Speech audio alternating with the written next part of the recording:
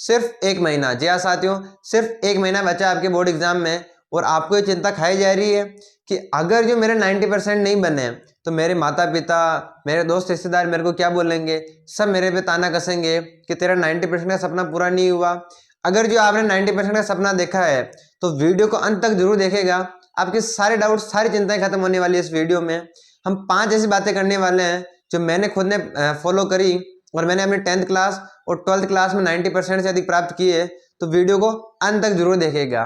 First कि paper pattern को समझे।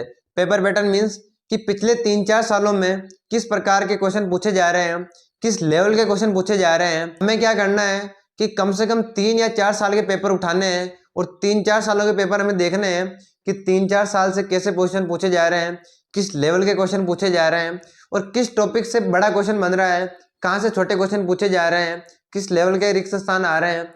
तो एक बार हम क्या करेंगे कि 3-4 साल के जो पेपर हैं उनको हम देखेंगे तो हमें ये पता चल जाएगा कि जो क्वेश्चन की लैंग्वेज है, क्वेश्चन की लैंग्वेज किस प्रकार की पूछी जाती है, ताकि हम आसानी से आंसर लिख पाएंगे। अगर जो हमने लैंग्वेज सीख ली या लैंग्वेज में पता चल गई कि इस लैंग्वेज में क्वेश्चन पूछ रहे हैं तो हम क्वेश्चन क्या करेंगे, हम मन से भी आंसर उनमें लिख सकते हैं। अगर हमें नहीं पता चला कि क्वेश्चन में क्या पूछ रहे हैं, किस प्रकार से पूछा जा रहा है क्वेश्चन, तो हम आंसर भी नहीं लिख पाएंगे। क्योंकि एग्जाम में क्या होता है कि जो सिंपल क्वेश्चन है उसकी भी थोड़ी सी लैंग्वेज घुमाई और एग्जाम में वैसे हमें घबराहट होती है तो हम उस घबराहट के चक्कर में क्या करते हैं, उस क्वेश्चन को समझ ही नहीं पाते। तो हमें क्या करना है कि हमें 3 या 4 साल के पेपर लेने हैं, 3-4 साल पुराने आपको इजीली मिल जाएंगे कहीं भी बोर्ड की वेबसाइट पे, इन पे। तो आप 3-4 साल के क्वेश्चन पेपर उठाएं, पिछले क्वेश्चन पिछले सालों में जो आए हैं और उनको देखें, एक बार उनको ऑब्जर्व करें कि कहाँ से क्या बन रहा है और किस लेवल के क्वेश्चन बन रहे हैं। तो फर्स्ट चीज़ हमें ये ध्यान रखनी है, हमें पेपर पैटर्न को समझना है। सेकेंड चीज़ कि एक सब्जेक्ट से कभी 90% नहीं बनते हैं। क्या बात बोली हमने कि जो 1% एक सब्जेक्ट है, एक सब्जेक्ट से हम 90% का सपना पूरा नहीं कर सकते हैं। कैसे? जैसे हमारे 12th में मेजर 5 सब्जेक्ट होते हैं। अगर आप एक सब्जेक्ट में 100 में से 100 नंबर भी ले आए और बाकी में आपके नंबर आ रहे हैं 60, 70, तो आप 90% कभी नहीं बना सकते हैं। तो हमें 90% बनाने के लिए जो 5 ही सब्जेक्ट है, पाँचों पे हमें जोर देना पड़ेगा। अगर आप एक सब्जेक्ट कंप्लीट कर भी लेते हैं तो आपका जो 90% वाला सपना है वो कभी पूरा नहीं होने वाला है।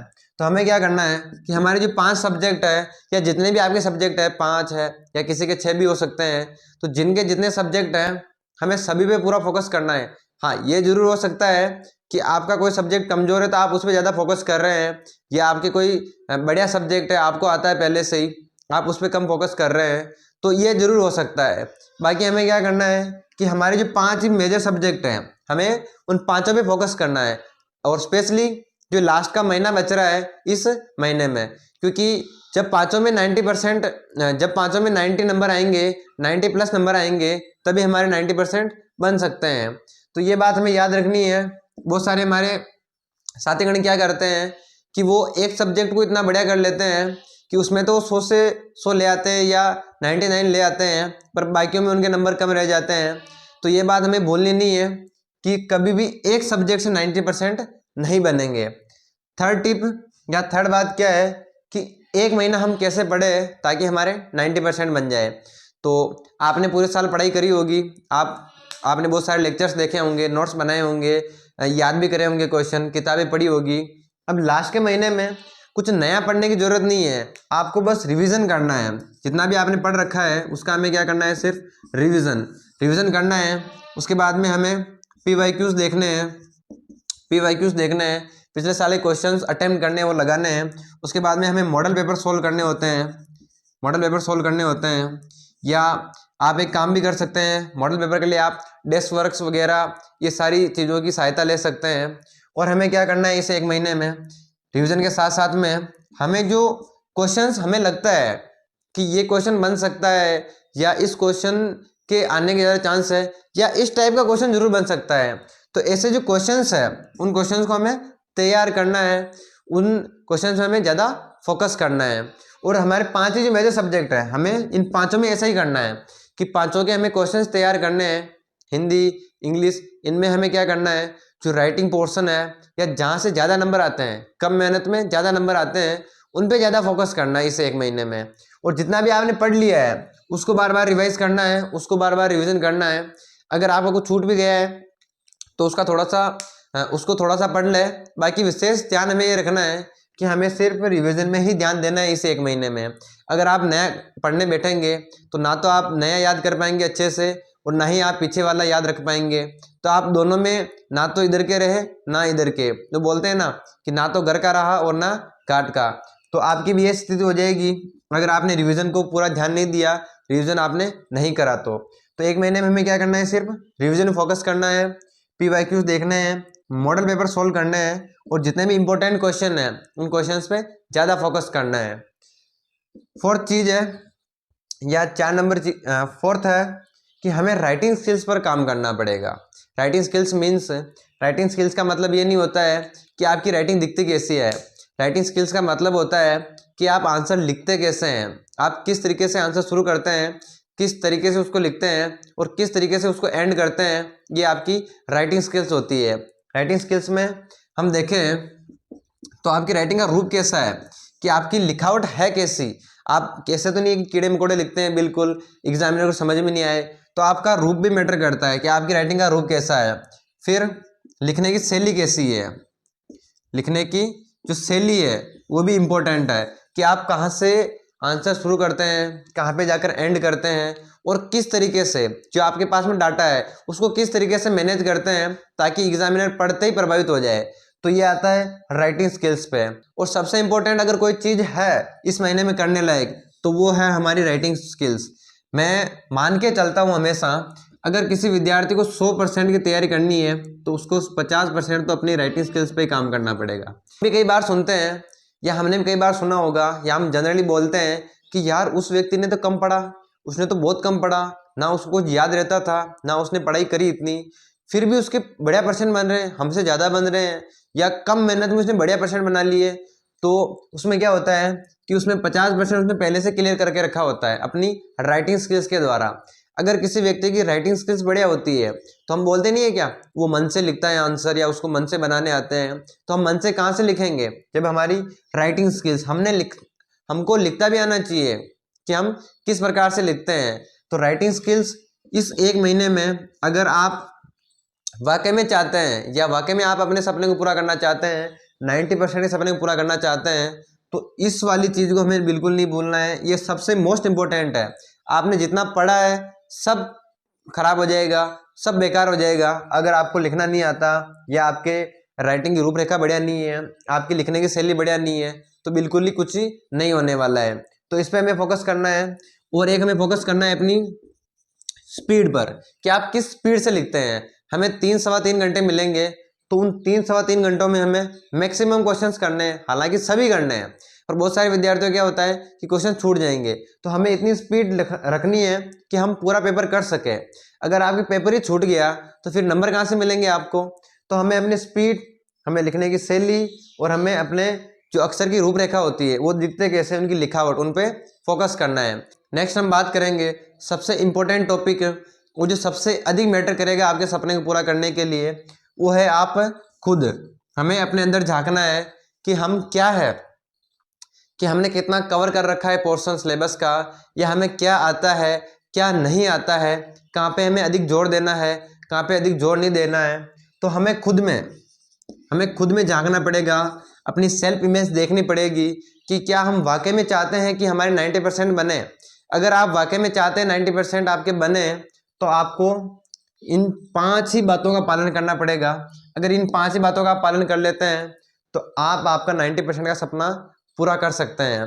अगर आप नहीं चाहते, अगर आप चाहते नहीं कि हमारे 90% बने, तो फिर तो आप 5 या 10 बातें फॉलो कर लो, फिर भी आपके नहीं बनने वाले हैं। तो सबसे इम्पोर्टेंट है अपनी सेल्फ इमेज, कि आप अपने खुद के बारे में क्या सोचते हैं। अगर आप सोचते हैं कि मैं एक टॉपर हूँ या आप टॉपर की तरह सोचते हैं तो वाकई में आप टॉपर बनेंगे।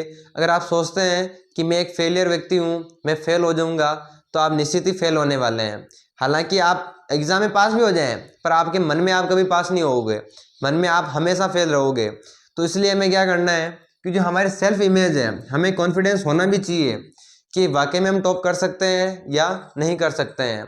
तो तो इसके लिए आपको क्या करना है, कॉन्फिडेंस के लिए आप जितना अधिक लोगों के साथ मिलोगे, जितना अधिक लोगों के साथ बातचीत करोगे, तो आपको क्या कॉन्फिडेंस रहेगा, हाँ यार ये मेरा दोस्त ये भी तैयारी कर रहा है, या इसने भी तैयारी करी, या आपके जो आगे सीनियर है, जो आपके आगे निकले सीनियर, उनसे बातचीत करते रहिएगा ताकि वो आपको बताते रहेंगे जो उन्होंने गलतियां करी। हमेशा एक चीज़ याद रखनी है, अगर आप सीखना चाहते हैं कि हमें जीवन में कुछ करना है तो 10 साल 10 ईयर मेहनत करके 10 साल आप उस किसी चीज़ में सफलता पाने के लिए आप 10 साल मेहनत करेंगे, इससे अच्छा है कि आप 1 साल लगाए और वो चीज़ें सीख लें उन व्यक्तियों से।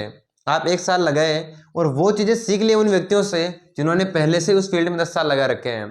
तो हमेशा यह याद रखना है कि हमें दूसरों की गलतियों से सीखना है, न कि खुद गलतियां करके सीखना है। हालांकि कुछ चीज़ों में हमें खुद गलतियां करनी पड़ेगी, खुद सीखना पड़ेगा, पर खुद गलती करके सीखने से अच्छा है कि जो दूसरों ने गलतियां करी वो हमें नहीं करनी है और हमें उनकी गलतियों से सीखना है ताकि हम और इम्प्रूव कर सकें। तो यही थी 5 बातें, अगर इन 5 बातों को आप फॉलो करते हैं तो निश्चित ही आपका सपना पूरा होगा। तो समरी देख लेते हैं एक बारी। सबसे पहले हमने देखा कि पेपर पैटर्न को समझना है। आप 4-5 साल के क्वेश्चन पेपर लेंगे, उनको समझेंगे कि किस लेवल के क्वेश्चन पूछे जा रहे हैं, किस तरह की लैंग्वेज है और किस टाइप के क्वेश्चन अधिक पूछे जा रहे हैं, तो आप इन पे फोकस करेंगे। नेक्स्ट हमने देखा कि एक सब्जेक्ट से फोकस करने से 90% नहीं बनते हैं, हमें जो हमारे 5 ही सब्जेक्ट हैं, 5 है 6 है, जितने भी हैं उन पे हमें फोकस करना पड़ेगा। थर्ड हमने देखा कि हमें 1 महीना कैसे पढ़ना है, 1 महीना हम कैसे पढ़ेंगे। तो 1 महीना हम अधिकतर जोर देंगे रिवीजन पर, नया कुछ नहीं छेड़ेंगे, अधिकतर जोर देंगे रिवीजन पर, उन चीज़ों पर ज़्यादा जोर देंगे जो अधिक मार्क्स की, जिनके नंबर अधिक मिलेंगे। जैसे हिंदी और इंग्लिश में क्या होता है, तो राइटिंग पोर्शन के हमें अधिक नंबर मिलते हैं, तो हम उन पर अधिक फोकस करेंगे। थर्ड चीज़ हमने देखी उसमें ही कि हम क्वेश्चंस तैयार करेंगे, जो इंपॉर्टेंट क्वेश्चन है उनको हम तैयार करेंगे। फोर्थ चीज़ हमने देखी कि आपको सब कुछ याद है, आपको सब कुछ आता है, बट आपकी राइटिंग स्किल्स बहुत ख़राब है, आपको लिखना नहीं आता, या आपकी लिखावट बहुत ख़राब है, आपकी स्पीड नहीं है, तो फिर आप कुछ नहीं कर सकते हैं। हमने देखा था कि 50% जो इम्पोर्टेंस होता है वो होता है सिर्फ राइटिंग स्किल्स का। बहुत सारे व्यक्तियों को कुछ नहीं आता है फिर भी उनके अच्छे परसेंट आ जाते हैं, क्यों? क्योंकि उनको लिखना आता है। क्वेश्चंस को पढ़ के समझना जरूरी है, उसके बाद उसको समझ के लिखना जरूरी है। तो समझना हमको आता है, क्वेश्चन को देख के हम समझ जाएंगे क्या लिखना है, बट हमें यही पता नहीं चलता कि कहाँ से शुरू करें और कहाँ पे एंड, और किस तरह से हमारे पास जो डाटा है उसको हम मैनेज करें। तो इस पर हमें फोकस करना है लास्ट के 1 महीने में। और लास्ट हमने देखा था सबसे इम्पोर्टेंट कि अपने अंदर झांकिए, ये लास्ट 1 महीना बचा है, अगर इसमें 1 महीने में आप पूरा जोर लगा देते हैं, अगर 1 महीना आप ढंग से तैयारी करते हैं, इन 4-5 बातों पर आप अमल करते हैं, तो निश्चित ही आपका सपना पूरे होने वाला है। तो मिलते हैं अगले वीडियो में। अगर आपको ये वीडियो अच्छा लगा हो तो वीडियो को लाइक कर दीजिएगा।